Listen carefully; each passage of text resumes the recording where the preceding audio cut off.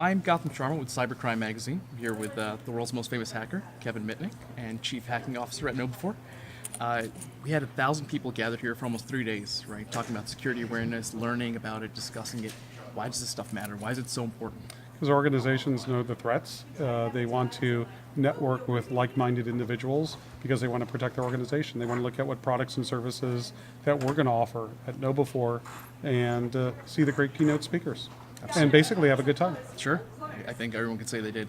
How important is the phishing simulations, right? That ongoing training as a piece of security awareness. How important is that for employees? I think it's critical because just security awareness training alone doesn't work. We've seen that. That's been going on for decades. Sure. So I really believe in the inoculation piece of actually attacking the user base using the same tradecraft that the bad guys use.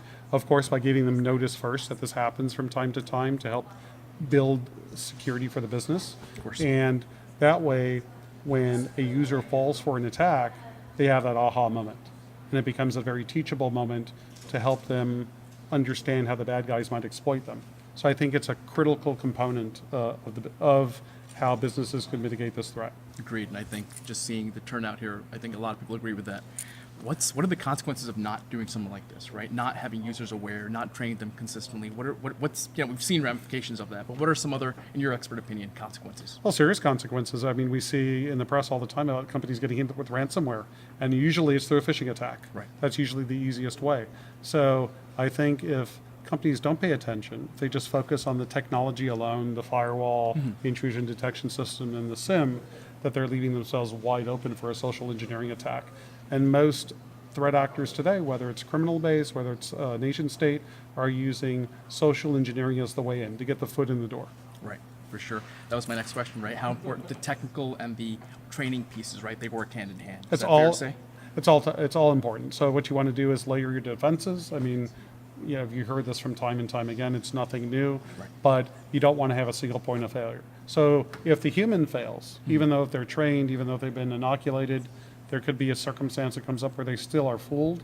Then you want the technology, maybe an agent on the machine. Like we have a technology called Second Chance Okay. that gives the individual, gives them notification. Hey, do you really want to do this? Okay. Then if they still do it, and if that's malicious, then you have the EDR, or you might have Windows Defender. Right. So you want to layer all these technology, and then you want Blue Team or the defenders to actually have good logging in place and ways to look at potential threats to remediate them as quickly as possible. Great. You did a great demonstration. There was a lot of awareness, right? That's seeing it happen is, I think, the most. That's why I do it. Right. Right. It's because really it's an like, eye-opening thing. Yeah, I could be with a PowerPoint and say, oh, this is how the attackers work. They'll use a cable Sure. with a cable to inject a payload.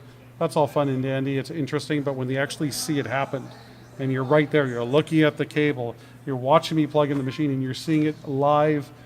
And it's not recorded. It's live in the cloud. Right.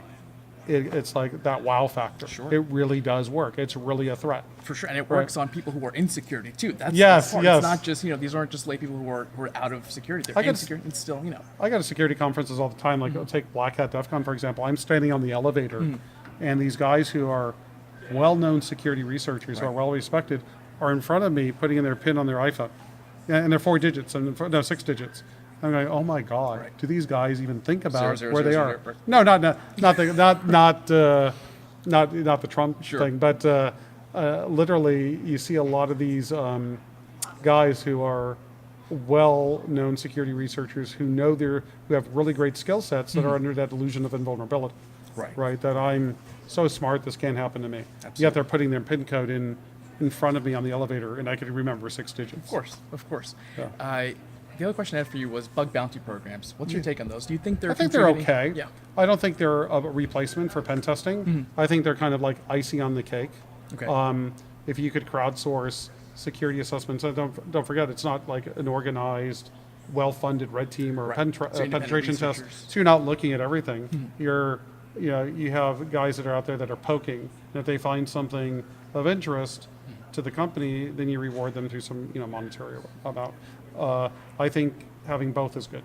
So you have you're looking at a snapshot of your security controls in time, and then you're also having somebody that's probing, looking for something that might be important to the Those company. layers. It's not. But just I don't agree. Some businesses say, well, just do bug bounty, but we won't do a serious penetration test. Right. You got to have both components. Even customers of KnowBe4, I always recommend social engineering pen testing. One of the things that I wanted to get more focused on, which we started last year, is on the phone pretexting side. Okay. Because that's where I started when I was 16 years old. Right. And it still works today. Yeah. Like, I mean, I do assessments from the offensive perspective, and I use, every time I do a phone pretext, it's like 98%. Yeah. Yeah. No, it's crazy. The only time it failed is I was just doing the OSINT side. It was a mobile operator. Okay. And all I wanted to do was call a retail store and get the store number and the name of the manager. So I call up the store and I pretend I'm from IT from corporate. I say, hey, I'm looking for, I'm not sure what store number you are and trying to update our database. And the guy goes, who are you? And I go, this is so-and-so with IT. He goes, well, I don't know who you are. And I was already taken aback. This is like a sales rep in a store. And I go, well, I already told you who I am, and all I really need is a store number. It's not secret. He goes, well, I really don't know who you are anyway, and I'm not going to give out any information. Yeah. I go, and then I asked him, I just had nothing to lose. I go, why are you so paranoid? What's going on? Right. He goes, well, I just read this book called Art of Deception by Kevin Mitnick. That's great. And he was like talking to me, and I couldn't say who I was. Sure. So I was basically, kicked to the curb because of my book. What a fanboy But it moment. worked. Yeah. What a fanboy moment that would have been for him had you revealed that. Oh, by the way, you did a good job. This is really Kevin. No, I couldn't do that. Well, I hope he's running the security awareness program at the company now. Well, no, he was just a sales rep in a mobile operator store. Okay. Yeah. So, but he everyone's should gotta work be- in security. For Yeah. sure. Everyone's got to be like Yeah, vigilant, it was right? great. Sure. Of course, it made my job harder, but I thought he did a great job. That's awesome. Yeah. And then lastly, what are your thoughts for KnowBe4-CON 2020? Right. What are you hoping to see? Well, one of the challenges is who are going to get to speak next year. Okay. Because we have we had last year we had Frank Abagnale, this year we had Paula Robbins and a couple of other fantastic speakers. It's looking at what milestones can we hit for our services, for our SaaS services that we could bring in to announce here for the for 2020. What great speakers can we get, and will the conference be bigger? Right now we had about 700. Last year was about 250. Will next year be 1,500? I hope Yeah. so. Definitely. Yeah. Whatever the speaker lineup is, I hope you're still doing your thing. Yeah, I do. Kevin, Well, thanks thank so you much very for much. taking the time. All right, Thank you. appreciate it.